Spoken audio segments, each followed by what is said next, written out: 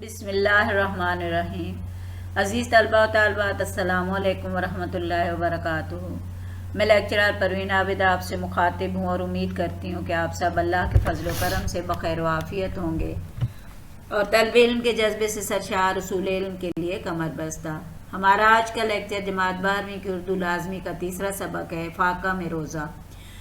مصنف خواجہ حسن نظامی ہیں اور ان کی کتاب بیگمات کے آنسو سے یہ ماخوذ ہے۔ صنف ادب افسانوی تاریخ ہے۔ بیگمات کے آنسو میں تقریباً 32 کہانیاں ہیں اور یہاں پر مصنف نے بہادر شاہ ظفر اور ان کے حالات پر کیا بیتی، 1857 کو دہلی میں جو غدر مچا، اس کے حالات و واقعات کو خواجہ حسن نظامی نے اپنی کتاب بیگمات کے آنسو میں کہانیوں کی شکل میں تحریر کیا ہے اور بیان کیا ہے کہ وہ لوگ جو پہلے عروج پر تھے اب ان کے کیا حالات ہیں۔ اس کتاب میں سے ان 32 عنوانات میں سے ایک عنوان فاقہ میں روزہ آج ہم پڑھیں گے۔ آئیے آغاز کرتے ہیں۔ سب سے پہلے مقاصد تدریس، پھر مختصر مصنف کا احوال اور پھر باقاعدہ سبق کا آغاز۔ مقاصد تدریس۔ عزیز طلبہ و طالبات، آپ جب اس لیکچر کو بغور سماعت فرمائیں گے تو اس قابل ہوں گے کہ خواجہ حسن نظامی کی اردو ادب میں اہمیت اور ان کے طرز تحریر سے آگاہ ہو سکیں گے۔ لغت کے ذریعے سبق سے مشکل الفاظ کے معنی لکھنے کے اہل ہوں گے۔ سبق کے متن کو مد نظر رکھتے ہوئے مشقی اور معروضی سوالات حل کرنے کے بھی اہل ہوں گے۔ دیگر یہ کہ سبق کے متن کو سمجھ کر اقتباس کی تشریح لکھنے کے قابل ہوں گے۔ اہم نکات مصنف کے حوالے سے۔ حرف تعارف۔ خواجہ حسن نظامی کی ولادت 1878 میں دہلی کے قریب بستی درگاہ حضرت خواجہ نظام الدین اولیاء رحمۃ اللہ علیہ میں ہوئی۔ آپ حضرت خواجہ نظام الدین اولیاء رحمۃ اللہ علیہ کے بھانجے اور منہ بولے بیٹے تھے۔ اس نسبت سے آپ نے اپنے نام کے ساتھ نظامی لگایا۔ اصل نام سید علی حسن نظامی تھا، مگر ڈاکٹر علامہ محمد اقبال رحمۃ اللہ علیہ نے آپ کو خواجہ حسن نظامی کا نام دیا اور آپ اسی نام سے مقبول ہوئے۔ ابھی 11 برس ہی کے تھے کہ والدین کا سایہ سر سے اٹھ گیا تو اس کے بعد بڑے بھائی نے آپ کی پرورش کی۔ خواجہ صاحب کے ننہال اور ددھیال دونوں خواجگان چشت سے تعلق رکھتے تھے۔ آپ نے ایسے ماحول میں آنکھ کھولی جہاں تصوف کی حکمرانی تھی۔ عام لوگوں کے لیے لکھی گئی تحریروں میں تصوف کے اسرار و رموز نمایاں نظر آتے ہیں۔ آپ کو صحافت اور ادب سے بے انتہا بے حد لگاؤ تھا۔ اسی بنا پر آپ نے پہلا مضمون انڈیا کی نازک حالت کے عنوان سے تحریر کیا۔ اس کے بعد کچھ عرصے تک پیسہ، وکیل اور مخزن نامی رسائل کے لیے بھی تحریریں لکھتے رہے۔ حلقہ نظام المشائخ کے مقاصد کی ترویج کے لیے آپ نے 1911 میں مختلف اسلامی ممالک جن میں مصر، شام، فلسطین اور عرب وغیرہ تھے ان کا سفر بھی کیا اور 1919 میں نظام المشائخ کے عنوان سے پہلا ماہنامہ رسالہ بھی آپ نے جاری کیا۔ آپ کے قلم میں شہد جیسی مٹھاس تھی اور آپ انسانی جذبات کی بہترین تصویر کشی کرتے تھے۔ خواجہ صاحب صاحب طرز ادیب، نامور صحافی، شعلہ بیاں مقرر، پر اثر مبلغ اور خدا ترس صوفی تھے اور آپ کی ساری زندگی تصنیف و تالیف میں گزری۔ طرز تحریر کی خصوصیات۔ خواجہ صاحب نے اپنی بات سادہ، عام اور آسان انداز میں کہی۔ کبھی بھی تصنع اور بناوٹ کا جو ہے وہ ساتھ نہیں لیا۔ اپنے گرد و نواح میں جو کچھ دیکھا اسے ہو بہو اسی طرح تحریر کیا۔ آپ کا انداز بے حد سادہ اور عام فہم اور تصوف سے پر ہوتا ہے۔ اہم تصانیف: بیگمات کے آنسو، سپارہ دل، دہلی کی آخری شمع، بہادر شاہ ظفر کا روزنامچہ، دہلی کی سزا، جگ بیتی کہانیاں، انگریزوں کی بپتا، محرم نامہ، تمانچہ بر رخسار یزید وغیرہ قابل ذکر ہیں۔ آپ نے 1955 میں دہلی میں ہی وفات پائی۔ سبق کے اہم نکات۔ عزیز طلبہ و طالبات، سبق کے اہم نکات کی روشنی میں سبق کا جائزہ لینے سے پہلے میں ایک بات واضح کرتی چلوں کہ خواجہ حسن نظامی نے جب ہوش سنبھالا تو 1857 کی جنگ آزادی کو کچھ ہی عرصہ گزرا تھا۔ چنانچہ بادشاہ اور اس کے خاندان کی کہانیاں سنانے والے کثیر تعداد میں آپ کو ایسے لوگ ملے کہ جنہوں نے نہ صرف اس انقلاب کو دیکھا تھا بلکہ بھگتا اور سہا بھی تھا۔ 11 مئی 1857 کی بے رحم اور ظالم تاریخ کی، جس تاریخ میں بادشاہ کو محل چھوڑ کر رنگون بھیج دیا گیا اور گھر والوں پر ایسی آفات ٹوٹی کہ اللہ کی پناہ۔ ہمارا یہ مضمون فاقہ میں روزہ، جس میں بادشاہ کے خاندان کی بربادی کو پیش کیا گیا ہے اور یہ بتایا گیا ہے کہ بادشاہ کے خاندان والے کیسے شاہانہ زندگی گزارتے تھے اور پھر ایک یہ وقت بھی آیا کہ بھکاری بن گئے۔ مصنف نے تاریخی حقائق کو افسانوی انداز میں بیان کرنے کی کوشش کی ہے۔ آئیے اس افسانوی تاریخ کا جائزہ لیتے ہوئے دیکھتے ہیں کہ مرزا شہزور پر کیا بیتی اور کن حالات میں وہ اور اس کے خاندان کو دوچار ہونا پڑا۔ اس افسانے یا افسانوی تاریخ کا پہلا منظر ہے تیموری خاندان کی طرز زندگی اور مرزا شہزور جو بھانجا ہے، جو اپنے ماموں مرزا سلیم کے ساتھ رہتا ہے۔ اس واقعے کی ابتدا مرزا سلیم سے ہوتی ہے، جو بہادر شاہ ظفر کا بھائی ہے۔ مرزا شہزور چونکہ بہت کم عمر تھا اور ان کا بھانجا یعنی بہن کا بیٹا بھی، اس لیے وہ اپنے ماموں مرزا سلیم کے ساتھ وقت گزارتا ہے۔ مرزا سلیم بڑی شاہانہ زندگی بسر کر رہا ہوتا ہے، کیونکہ ابھی ان کی مغلیہ سلطنت کا عروج باقی ہے اور شاہانہ شان و شوکت بھی عروج پر تھی۔ 1857 کا غدر ابھی نہیں مچا تھا، قیامت ابھی نہیں ٹوٹی تھی۔ بادشاہی خاندان بڑے عیش و عشرت میں زندگی بسر کر رہا تھا۔ مرزا سلیم کی یہ عادت تھی اور معمول تھا کہ رمضان کے مہینے میں بھی نتن خان گویے کو بلا کر ان سے گانے سنتے تھے۔ ایک دن افطار سے پہلے انہوں نے پھر اپنے اس معمول پر عمل پیرا ہوئے، یہ یعنی گانا سننے لگے افطار سے پہلے۔ تو ان کی والدہ جو زنان خانے میں تھی اور قرآن پاک کی تلاوت کر رہی تھیں، وہاں پر انہیں بلا کر ڈانٹ ڈپٹ کی اور سمجھایا کہ تم رمضان کے مہینے میں بھی گانے سنتے ہو، کچھ تو خدا کا خوف کرو۔ یہ طرز زندگی بھی اس بات کا غماز ہے عزیز طلباء طالبات کہ بادشاہی خاندان کی حالت زار کیسی تھی اور وہ کس طرح کی زندگی بسر کرتے تھے اور کیسے طور طریقے اپنائے ہوئے تھے انہوں نے۔ اب دوسرا منظر ہے یہاں پر مرزا سلیم اور مرزا شہزور کا مسجد جانا۔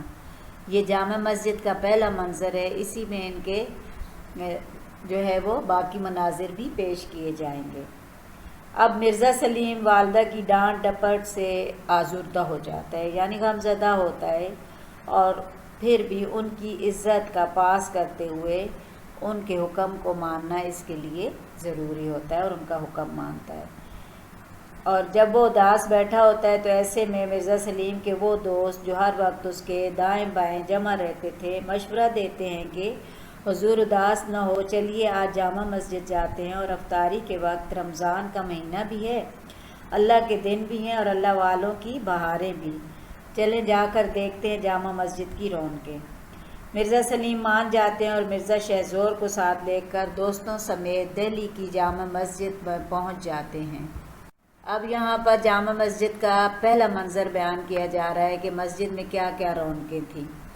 مسجد میں اللہ والوں کی بہار، تلاوت ذکر، بیان، عبادت، یہ ساری چیزیں دیکھ کر مرزا سلیم حیران رہ جاتے ہیں۔ یہ مسجد کا پہلا منظر ہے جب بادشاہت عروج پر تھی، کیسی عبادت، کیسی تلاوت اور کیا ہی دینی مسائل کی گفتگو جسے لوگ سن رہے ہوتے ہیں۔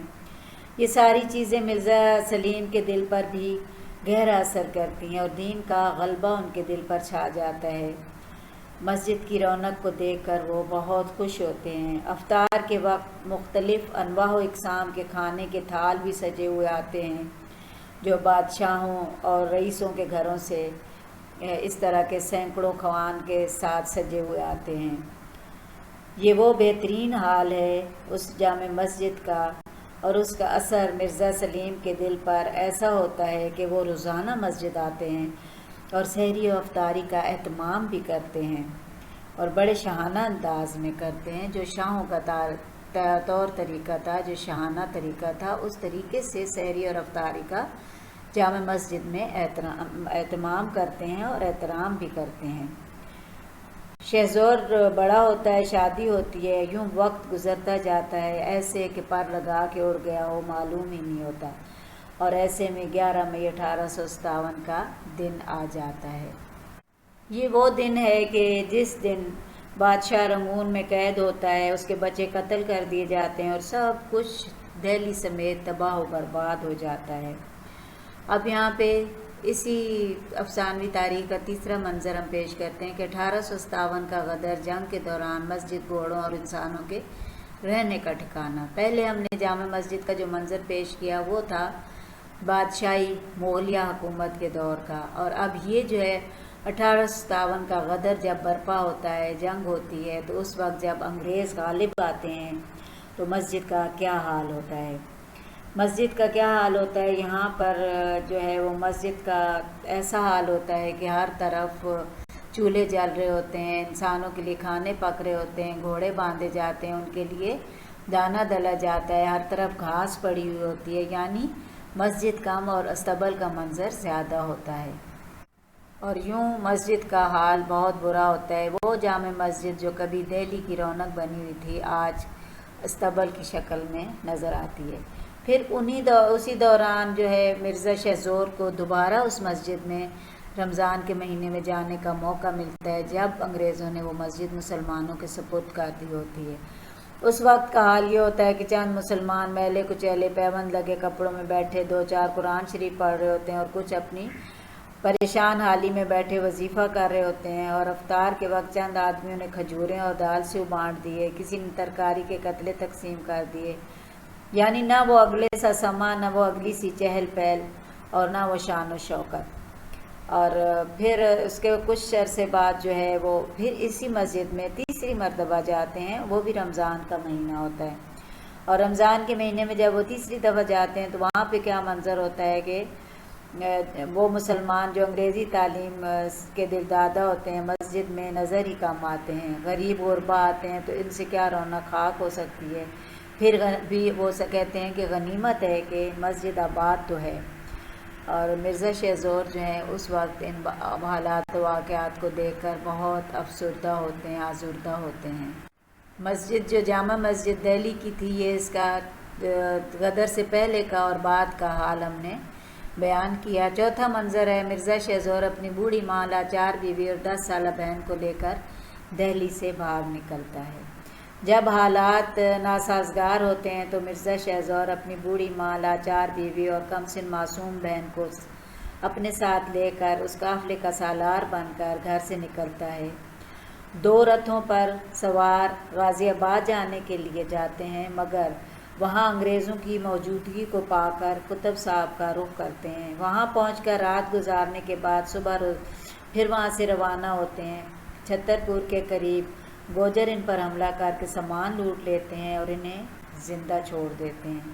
غنیمت یہ کہ ان کو مارتے نہیں بلکہ انہیں زندہ چھوڑ دیتے ہیں، اور یوں یہ بھاگتے دوڑتے آہستہ آہستہ اپنی جانیں بچاتے آگے کی طرف رواں دواں ہو جاتے ہیں۔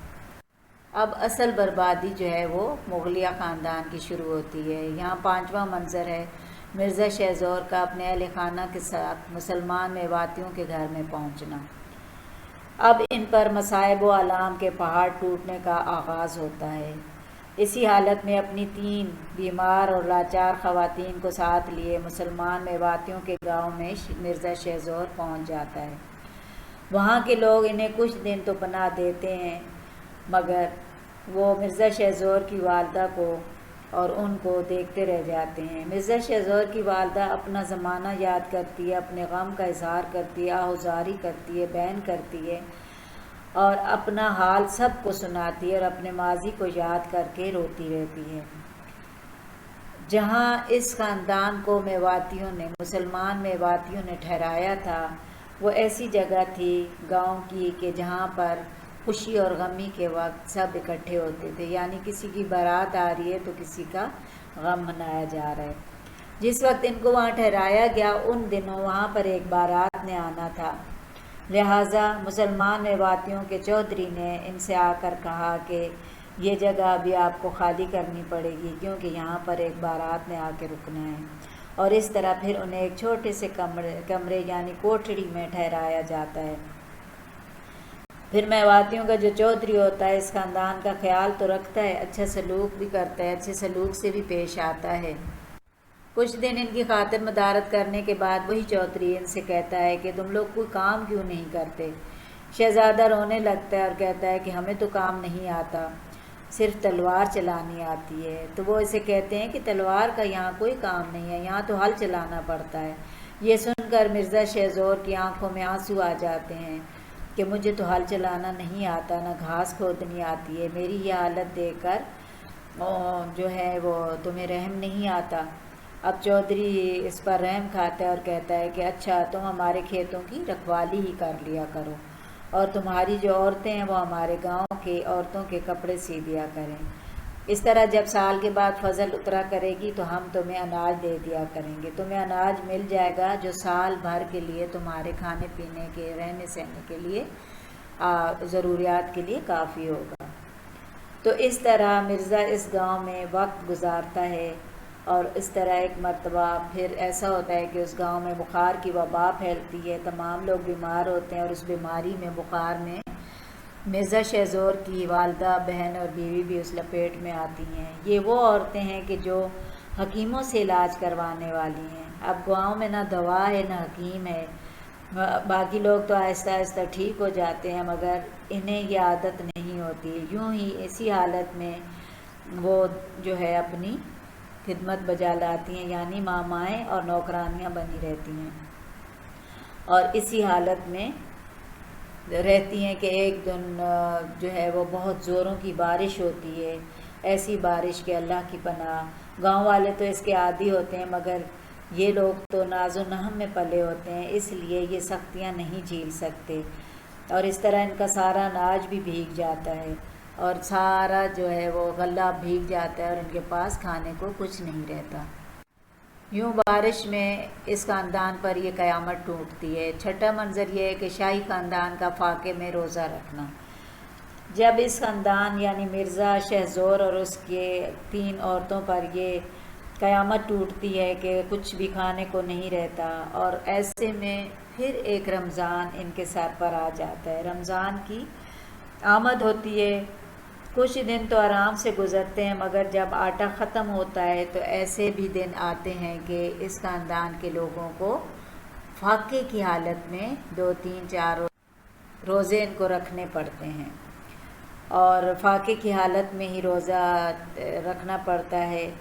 ماں روتی ہے اور اپنے ماضی کو بہت یاد کرتی ہے کہ کیا وقت تھا کہ ہمارے پاس انواع و اقسام کے ڈھیر ہوتے تھے، اور آج یہ حالت ہے کہ فاقے کی حالت میں بھوکے پیٹ ہم روزہ رکھ رہے ہیں۔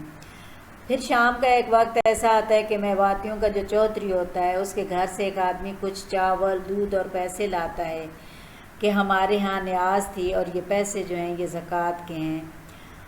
ہم ہر سال بکریوں کی زکوٰۃ دیتے ہیں، مگر اس سال نقد دے دیا ہے، یعنی نقدی دی ہے۔ یہ سب کچھ دیکھ کر مرزا تو بہت خوش ہوتا ہے، گویا اسے پھر دوبارہ اپنی بادشاہت مل گئی ہو۔ سب کچھ لے کر اپنی ماں کے پاس آتا ہے، لیکن والدہ نے تیور بدل کر کہا۔ والدہ نے بہت غصے سے اپنی تیوریوں پر بل چڑھا کر اور اپنے بیٹے سے مخاطب ہوئی۔ ماں نے تیور بدل کر کہا، تف ہے تیری غیرت پر، خیرات اور زکوٰۃ لے کر آیا ہے اور خوش ہوتا ہے؟ ارے اس سے مرنا بہتر ہے۔ اگرچہ ہم مٹ گئے مگر ہماری حرارت نہیں مٹی، یعنی خاندانی جوش ابھی ختم نہیں ہوا۔ میدان میں نکل کر مر جانا یا مار ڈالنا اور تلوار کے زور سے روٹی لینا ہمارا کام ہے، صدقہ خوری ہمارا شیوانی، یعنی زکوٰۃ کی چیزیں کھانا ہمارا شیوانی۔ والدہ کی ان باتوں سے شہزور کو پسینہ آ جاتا ہے اور شرم کے مارے اس کے ہاتھ پاؤں ٹھنڈے ہونے لگتے ہیں۔ مرزا شہزور نے چاہا کہ اٹھ کر یہ چیزیں واپس دے، لیکن ماں نے روکا اور کہا کہ اگر اللہ کو یہ منظور ہے تو ہم کیا کر سکتے ہیں، اور یوں یہ کہہ کر کھانا رکھ لیا، اور روزہ کھولنے کے بعد پھر ہم سب نے، یعنی شہزور، مرزا شہزور نے اور اس کی والدہ، بیوی اور بہن نے، سب نے مل کر آٹا گوندا، روٹی بنائی اور وہ کھانا کھایا۔ بہرحال اس بھوک کے عالم میں اس کے سوا ان کے پاس کوئی دوسرا چارہ بھی نہ تھا۔ یوں دن گزرتے ہیں کہ والدہ کے بیمار ہو جاتی ہیں، اور پھر اس طرح سے مرزا شہزور ایک عرصے بعد حالات بدلنے کے بعد جب دہلی کے حالات بہتر ہوتے ہیں تو وہاں پر جاتے ہیں، والدہ کا انتقال ہو جاتا ہے، بیوی فوت ہو جاتی ہیں اور اپنی چھوٹی بہن کو لے کر وہ پھر جب واپس دہلی جاتے ہیں جہاں پر انگریز سرکار 5 روپے ماہانہ پینشن ان کی مقرر کرتی ہے، جس سے گزر بسر ان کی اچھی ہونے لگتی ہے اور حالات بہتر ہو جاتے ہیں۔ مرزا شہ زور کی کہانی۔ مصنف نے ایک دن بضد ہو کر مرزا شہ زور سے ان کی یہ کہانی سنانے کو کہا۔ 1857 کے بعد کا یہ حال ہے جب وہ اپنی بپتا سنا رہے ہیں مصنف کو۔ حاصل سبق، اس سبق کا کیا ہے؟ یاد رکھیے یہ بڑی عبرتناک کہانی ہے اور اس سے یہ معلوم ہوا کہ فاقہ میں روزہ کے ذریعے مصنف نے ہمیں یہ باور کروانا چاہا ہے اور یہ پیغام دیا ہے کہ مسجد کی حالت اور مغلوں کے عروج و زوال کی داستان ہمیں یہ پیغام دے رہی ہے کہ ہر گزرنے والی بات اور گزرنے والا وقت اور گزرنے والی راہ تو تکلیف جھوٹی اور بے اصل ہے، مگر اس میں عبرت ضرور ہے۔ مرزا شہ زور نے بڑی شاہانہ زندگی گزاری تھی، بادشاہت کی تھی، سلطنت کے مالک بھی رہے تھے، اور پھر ایک ایسا وقت آیا کہ فاقے کی حالت میں روزہ رکھنا پڑا اور زکوٰۃ کا جو مال تھا اس سے روزہ افطار کرنا پڑا۔ تو اس میں عبرت بھی ہے، یعنی نصیحت بھی ہے انسانوں کے لیے کہ کبھی وقت ایک سا نہیں رہتا، کبھی عروج ہے تو کبھی زوال، لیکن انسان کو ہمیشہ اپنے حالت زار کو درست کرنا چاہیے اور صحیح راستہ اختیار کرنا چاہیے، دین اسلام کے راستے پر عمل پیرا ہونا چاہیے تاکہ زندگی بھی آسان ہو، آخرت بھی سنور سکے۔ اور یہاں مصنف نے یہ بھی واضح کرنے کی کوشش کی ہے کہ بہادر شاہ ظفر کا خاندان جو کہ ایک وقت میں حکومت کرتا تھا اور پھر غدر کے مچنے کے بعد جیسے بھکاری اور مجبور ہوا، اور اس کی وجوہات کیا تھیں، اور اسے افسانوی انداز میں یعنی تاریخی حقائق کو مصنف نے افسانوی ایسا انداز اپنایا کہ ہمیں اس کہانی کو سمجھنے میں دقت نہ ہو اور ہم اس سے عبرت بھی حاصل کریں اور نصیحت بھی۔ مشقی سوالات۔ عزیز طلباء و طالبات، جب آپ اس لیکچر کو بغور سماعت فرمائیں گے تو مشقی سوالات حل کرنے کے اہل ہو جائیں گے۔ پہلا سوال ہے، مرزا سلیم والدہ کی باتوں سے کیوں آزردہ تھا؟ یہ پہلے صفحے پر ہے، پہلے منظر میں اس کا جواب ہے۔ مغلیہ دور میں رمضان میں جامع مسجد میں کیا سما ہوتا تھا؟ دوسرے منظر میں اس کا جواب ہے۔ 1857 کے بعد اس مسجد یعنی جامع مسجد کی کیا حالت تھی؟ یہ تیسرے منظر میں ہے۔ اور مرزا شہ زور کون تھا؟ یہ اس پوری افسانوی تاریخ کا مرکزی کردار ہے اور بہادر شاہ ظفر کا بھانجا یعنی بہن کا بیٹا۔ میواتیوں نے مرزا شہ زور کے خاندان سے کیسا سلوک کیا؟ مسلمان میواتیوں نے جو سلوک کیا مرزا شہ زور کے خاندان کے ساتھ، یہ آخری پیراگراف میں آخری سے پہلے پیراگراف میں اس کا جواب ہے۔ دیگر یہ کہ سبق کے متن کو مد نظر رکھتے ہوئے آپ اپنی پسند کا انتخاب کیا ہوا اقتباس، اس کی تشریح آپ نے سیاق و سباق کے حوالے سے کرنی ہے۔ مجھے امید ہے کہ آپ اس لیکچر سے مستفید ہوں گے۔ اب اجازت دیجیے، اللہ حامی و ناصر۔ عزیز طلباء و طالبات، امید ہے میرا یہ لیکچر آپ کے لیے مفید ثابت ہوگا، اور اگر آپ کو مفید لگے تو میری آپ سے درخواست ہے کہ میرے لیکچرز اور چینل کو دیگر طلباء و طالبات کے ساتھ شیئر کریں تاکہ تحصیل علم کا یہ سلسلہ یوں ہی رواں دواں رہے۔ اور اگر آپ کو اس لیکچر میں کوئی بات سمجھ نہ آئی ہو تو آپ کمنٹ سیکشن میں مجھ سے پوچھ سکتے ہیں، اور ایسے ہی مزید لیکچرز دیکھنے کے لیے میرے چینل کو سبسکرائب کریں۔ لیکچرر پروین عابد اب اجازت چاہتی ہے۔ اپنا بہت خیال رکھیے گا۔ اللہ حافظ و ناصر۔